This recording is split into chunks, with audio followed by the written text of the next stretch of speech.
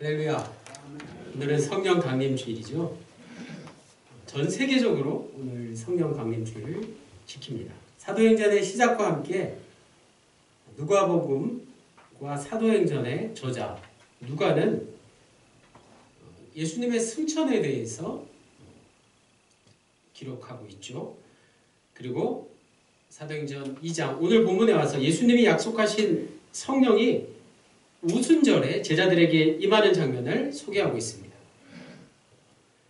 오늘 우리가 읽은 본문 중에 제자들이 각종 외국어로 말하기 시작하고 명절을 맞아 각처에서 예루살렘으로 온 사람들이 많은 사람들이 그 광경을 보고 놀라는 장면이 오늘 본문에 상세히 소개됩니다. 심지어 어떤 이들은 제자들이 술에 취했다고 오늘 맨 마지막 13절에 조롱하기까지 했습니다. 그러나 예수님이 약속하신 성령이 그들에게 임하면서 제자들의 변화가 시작된 것이죠. 제자들은 부활의 증인의 모습으로 탈바꿈하여서 이제 그 역사가 사도행전의 역사와 함께 성령의 역사가 본격적으로 시작되고 있습니다. 오늘 본문 말씀 속으로 함께 들어가 보겠습니다. 1절에 오순절이라는 유대인 절기가 나오는데요. 6월절 후 첫 안식일 다음 날부터 50일째 되는 날을 오순절로 지킵니다. 오자가 5오자예요. 또 7주가 7번 반복된 거라서 7일이 7번 반복된 거라서 77절이라고도 하는데 오순절은 6월절 그리고 장막절과 함께 오순절까지 유대인의 3대 명절로 그렇게 불립니다. 이때에는 이 3대 절기 때는 외국으로 흩어졌던 유대인들이 모두 돌아와서 예루살렘 성전에 모여 함께 예배하는 그런 때이기도 했습니다.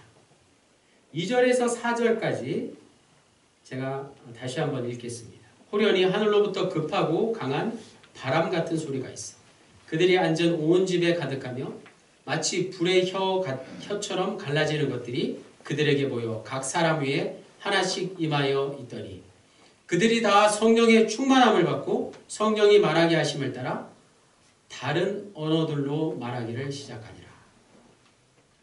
2절에서 4절까지 성령이 임하는 모습과 결과를 3가지로 보여주고 있습니다.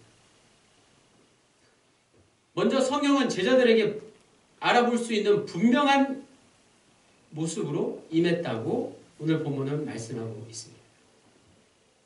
성령은 청각적으로 들을 수 있는 것이었고 시각적으로 볼 수 있는 것이었다. 이렇게 오늘 본문에 나와 있습니다. 오순절 마가다락방에 특별히 3가지 현상이 일어났는데 첫 번째가 바로 바람이었고요. 두 번째가 불이었습니다. 마지막 3번째는 외국어로 다른 언어들로 말하는 것이었습니다. 바람과 불은 인간의 생명과 직접적인 연관이 있는 것이고 다른 언어들로 말하는 것은 오늘 본문 5절에서 13절까지 매우 많은 분량을 할애해서 자세히 소개하고 있습니다. 자, 가장 먼저 바람에 대해서 우리가 한번 생각해 볼까요? 지금 선풍기에서 바람이 나오고 있죠. 여름에 이 바람, 시원한 바람이 없으면 견디기 힘듭니다. 겨울에도 마찬가지죠. 따뜻한 바람이 없으면 정말 살기 힘들죠. 오늘 아침에 갑자기 바람이 많이 불어서 이렇게 나뭇가지가 휘청거리는 모습을 잠시 보았습니다. 성령의 바람이 강하게 우리 합덕영혼에 일어나는 줄로 저는 압니다. 창세기 2장 7절에 여호와 하나님이 땅의 흙으로 사람을 지으시고 그 생기를 그 코에 불어넣으시니 사람이 생명이 되니라. 하나님이 사람의 코에 불어넣으신 그 바람과 같은 것이죠. 바람은 곧 생명을 불어넣는 매개체입니다. 그런데 하나님이 생기를 사람에게 불어넣으시자 사람은 영혼의 존재가 되었습니다. 우리가 날마다 이 바람의 소중함을 느끼지 못하며 살 때가 많습니다. 공기가 없으면 살 수 없지만 공기가 있다는 것을 당연하게 여깁니다. 그런데 바람은 바로 이 공기의 흐름, 공기의 이동이라고 할 수 있습니다. 따뜻한 공기는 위로 올라가고 차가운 공기는 아래로 이동하면서 바람이 만들어지는 것이죠. 바람이 불지 않으면 모든 생명을 유지할 수 없는 것입니다. 바람이 없으면 생명도 없습니다. 사람이 태어날 때 호흡이 시작되고 죽을 때 호흡이 끊어집니다. 따지고 보면 사람의 호흡도 바람의 현상이라고 할 수 있습니다. 이와 같이 바람은 정말 신비로운 것입니다.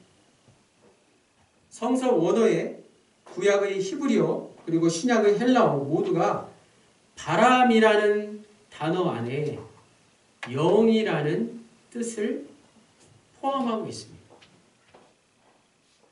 따라서 마가의 다락방을 오늘 본문에 급하고 강한 바람이 가득 채웠다는 말은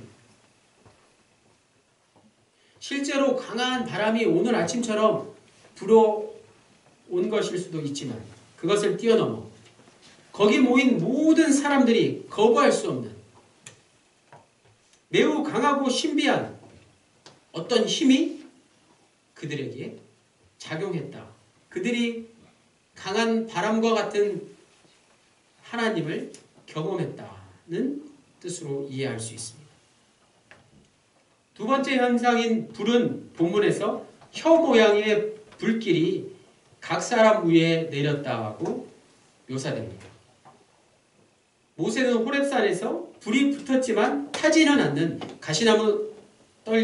가시떨기 나무를 통해서 하나님의 임재를 경험했습니다. 불은 우리가 너무나도 잘 알고 있죠. 불처럼 강력한 존재가 또 어디 있겠습니까? 최근에 산불이 나서 우리는 그것을 더 뼈저리게 느끼고 있습니다. 불이야말로 하나님을 상징하는 하나님을 표현하는 가장 적합한 매개체입니다. 오늘 본문에 그들 위에 불길이 임했다는 것 역시 그들이 하나님만이 행할 수 있는 강력한 능력을 경험했다는 것을 역시 말하고자 하는 것입니다. 5절에서 8절까지 그때 경건한 유대인들이 천하 각국으로부터 와서 예루살렘에 머물러 있더니 이 소리가 나매 큰 무리가 모여 각각 자기의 방언으로 제자들이 말하는 것을 듣고 소동하여 다 놀라 신기하게 여겨 이르되 보라 이 말하는 사람들이 다 갈릴리 사람이 아니냐 우리가 우리 각 사람이 난 곳 방언으로 듣게 되는 것이 어찌 됨이냐. 성령님의 모습은 세 번째 다른 언어로 말하기 즉 우리가 알고 있는 방언으로 나타났습니다. 그런데 오늘 본문에 나오는 방언은 우리가 잘 알고 있는 고린도전서 14장 2절에 나오는 은사로서의 방언과는 다른 것입니다. 고린도전서 14장 2절에 나오는 은사로서의 방언은 하나님과 자신만이 알아들을 수 있는 것이지만 오늘 본문에 나오는 방언은 각 사람이 난 곳의 방언입니다. 우리가 알고 있는 사투리, 외국어와 같은 것이죠. 흩어져 있던 유대인들이 서로 살던 지역에서 사용하던 언어로 말했기에 알아듣지 못하는 각 지역만의 독특한 언어를 말하는 것입니다. 그런데 그들의 언어가 각기 다른 말로 대화하고 기도했지만 서로 알아들을 수 있었다는 것이죠. 서로의 마음과 서로의 생각이 공유되었다는 것입니다. 즉 오늘 본문에서 우리가 또 한 가지 알아야 될 중요한 사실은 바로 이것입니다. 오순절 사건은 성령 사역의 시작을 알리는 매우 독특한 사건임에 틀림이 없다는 것입니다. 그 당시 예루살렘에는 본토인들의 언어인 아람어가 아니라 여러 다른 나라 말을 사용하는 사람들이 모여서 살았습니다. 모국어인 히브리어도 사용하지 않았던 것이죠. 바벨론의 그런 포로기를 거쳐서 오랜 세월 동안 모국어를 사용하지 않다 보니까 예수님 시대에 자기 언어를 잃어버리고 만 것이었어요. 그들은 이스라엘 사람들은 대다수가 외국에서 흩어진 유대인들이 더 많은 수를 이루고 있었기에 그들이 사용하는 언어는 각기 다른 언어였다는 사실입니다. 구체적으로 9절에서 10절까지 다 읽지는 않겠지만 그들이 살던 나라의 목록이 10개 정도 소개되고 있습니다.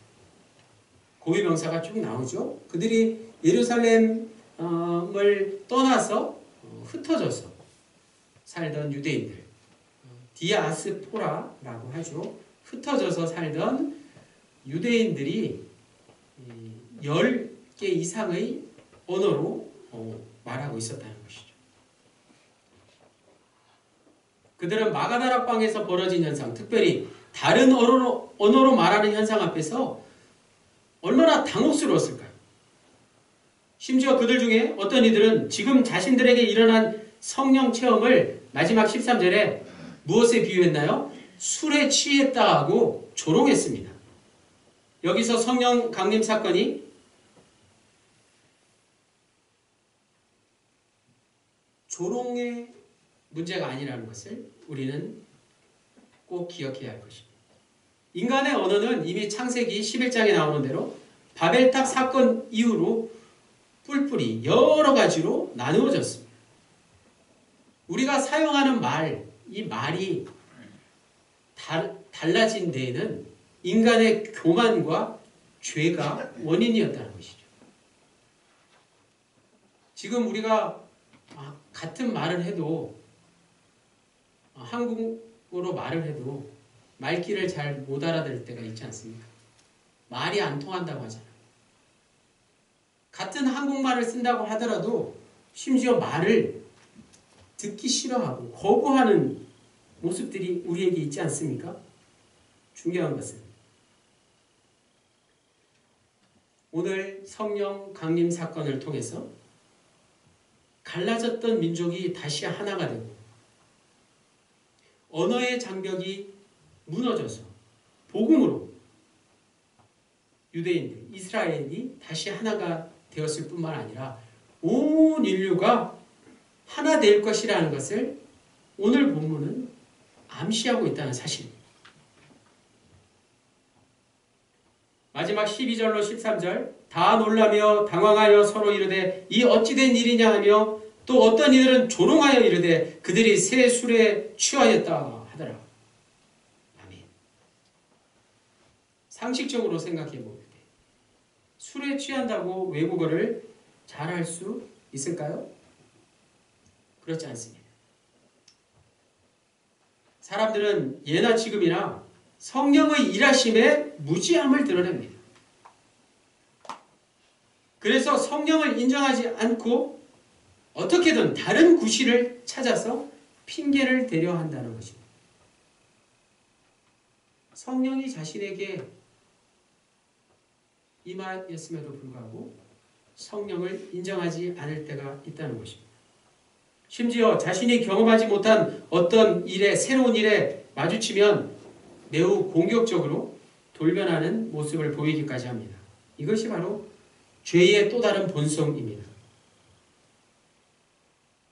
그런 상황을 목격한 베드로는 즉 성령의 역사를 경험한 마가다락방에 모인 예수님의 제자들에게 술에 취했다고 조롱하는 이들을 향해서 베드로는 반격의 말씀을 전하죠. 그것이 바로 유명한 베드로의 첫 번째 설교입니다. 오늘 본문 이후에 사도행전 2장 14절부터 끝까지 2장 전체가 바로 베드로의 설교입니다.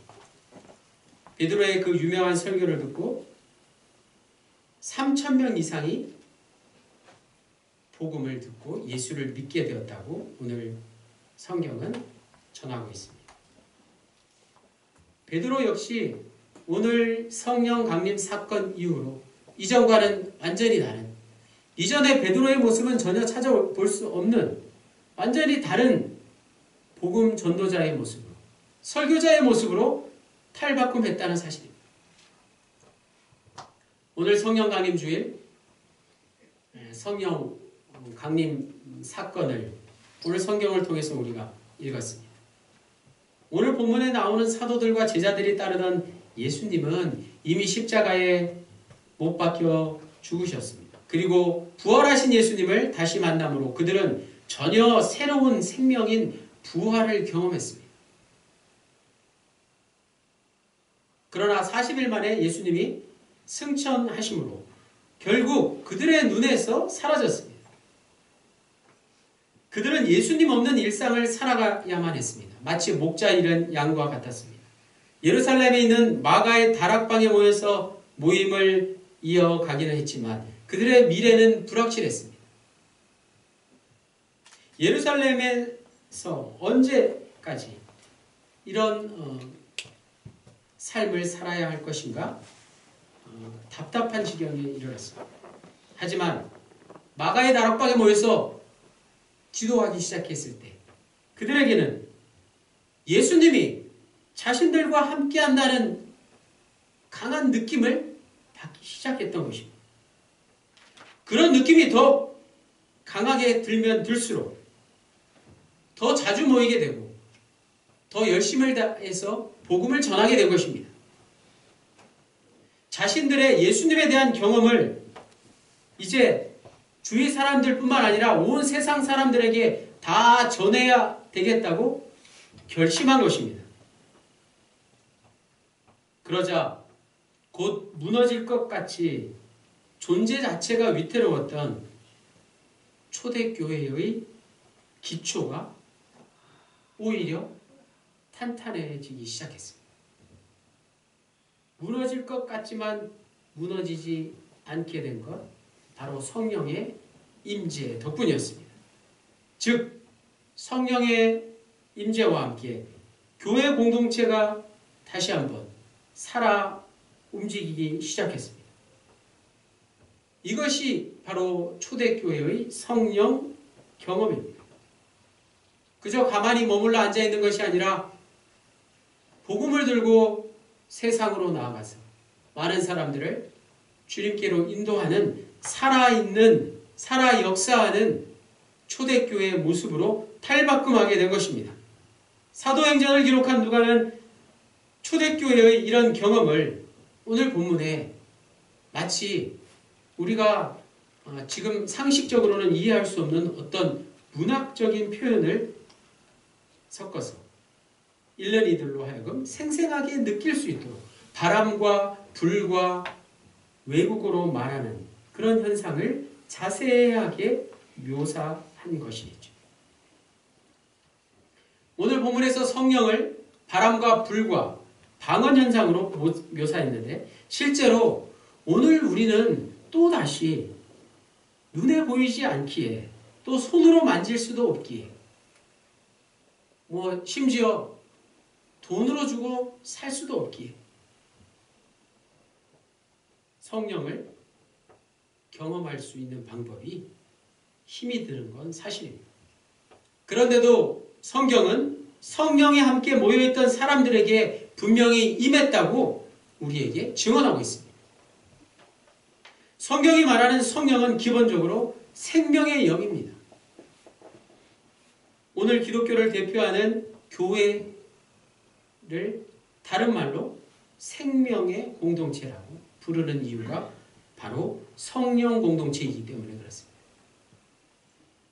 오늘 본문이 말하고자 하는 것은 바람과 불과 방언으로 함께 모였던 사람들이 무엇을 얻었다고요? 먼저 생명을 얻었다는 것을 말하고자 하는 것입니다.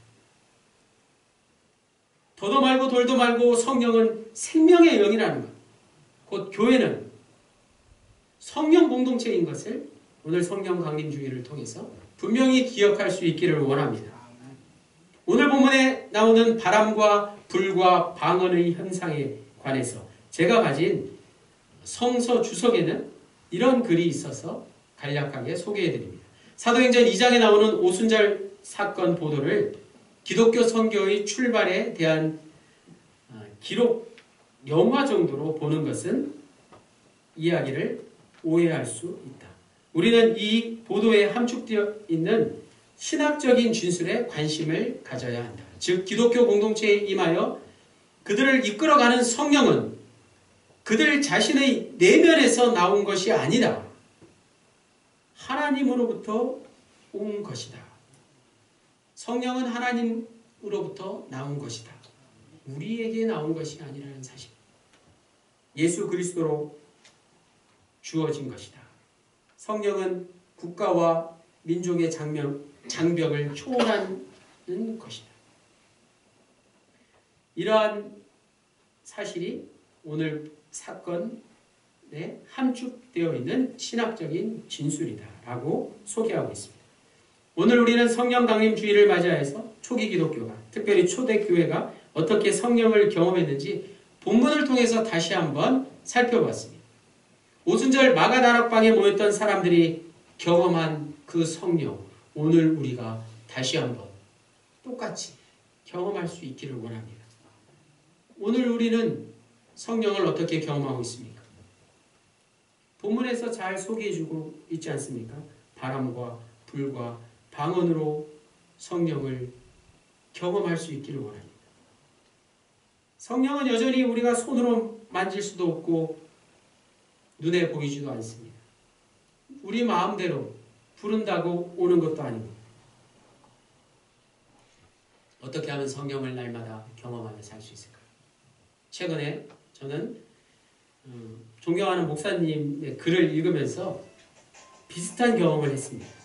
사물을 손으로 만진다는 것이 이전보다 분명 새롭게 경험되기 시작했습니다. 매일 반복되는 일은 분명히 별것 아닌 것 같지만 힘이 들고 귀찮을 때가 있습니다. 매일같이 하시는 일들 생각해 보십시오. 손으로 땀을 흘리면서 직업적으로든 집 안에서 하시는 일이든지 그것을 매일 반복하기에는 힘이 들지 않습니까? 매일 하시는 일들 말이에요.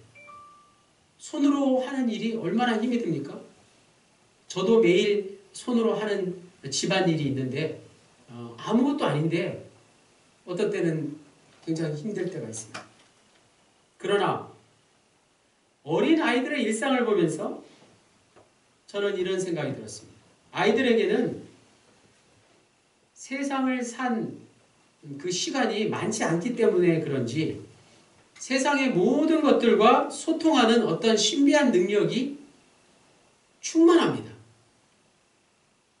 손으로 만지고 또 입을 갖다 대고 온몸으로 부둥켜 안으면서 하는 일들이 아이들에게는 너무나도 재미있고 신기하다는 사실이에요. 어른들의 방해만 없다면, 어른들이 위험하다고 말리지만 않는다면 아이들은 주변에 있는 모든 것들을 다 만지고 그것들과 함께 뒹굴면서 재미있게 놀 거예요. 아이들은 이처럼 세상 모든 만물과 소통하면서 기쁨과 즐거움을 느낍니다. 하물며 아이들이 살아 움직이는 친구나 부모와 얼마나 더 큰 기쁨을 느낄런지. 안타깝지만 지금 우리는 나이가 많이 들어서 이런 능력이 점점 이런 능력을 점점 상실하고 있다는 사실. 그래서 그런 능력을 다시 되찾기 위해서 노력해야 된다는 사실을 저는 최근에 깨달았습니다. 만지고 보고 듣고 오감을 최대한 활용해서 아이들처럼 모든 사물과 소통할 수 있으면 그것이 바로 성령과 함께 교통하는 그런 계기가 되지 않을까 생각해 봅니다. 그러므로 성령 공동체는 예수 그리스도의 생명이 충만한 이 시대 모든 교회 공동체를 뜻합니다. 합덕연문이 바로 생명이 충만한 성령 공동체입니다. 성령 공동체가 지금 이 자리에 함께 모이신 우리 모두입니다. 우리는 부활 생명을 함께 나눈 부활 생명 공동체인 동시에 그 생명이 풍성한 성령 충만 공동체입니다. 다만 세상은 오늘 보면 13절처럼 여전히 우리를 술에 취했다고 조롱할지도 모릅니다. 그러나 우리는 분명히 술에 취한 게 아닙니다. 성령에 취한 것입니다. 분명한 것은 우리 모두는 성령의 인도하심으로 지금 이 자리에 모였습니다. 이 자리에 모이기까지 얼마나 악한 영들이 우리를 방해했는지 모릅니다. 예수 그리스도와 더불어 십자가에서 이미 함께 죽었지만 부활 생명으로 새롭게 변화될 것을 궁극적으로 꿈꾸는 사람들입니다. 십자가의 죽음에 떨어졌던 예수를 그리스도로 믿고 있으니 세상 사람들이 보기에는 술에 취한 것 같지만 그 어떤 것에도 취한 것이 아니라 우리는 성령에 취한 이들 아니겠습니까? 성령 충만한 합덕영문의 모든 군원님들이 되시기를 주님의 이름으로 간절히 축원합니다. 기도드리시겠습니다. 주님, 오순절 마가다락방에 임하신 성령께서 지금 우리에게도 충만히 임하시기를 간절히 빌고 원합니다. 지금뿐만이 아니라 내일의 삶에도 남은 여정의 삶에도 영원까지 성령께서 우리에게 충만히 임재하시기를 간절히 빌고 원합니다. 합덕연문이 성령 공동체를 이루게 하시고 성령 안에서 하나 되어 남은 여생 살기를 원합니다. 생명의 주 예수 그리스도의 이름으로 기도드립니다.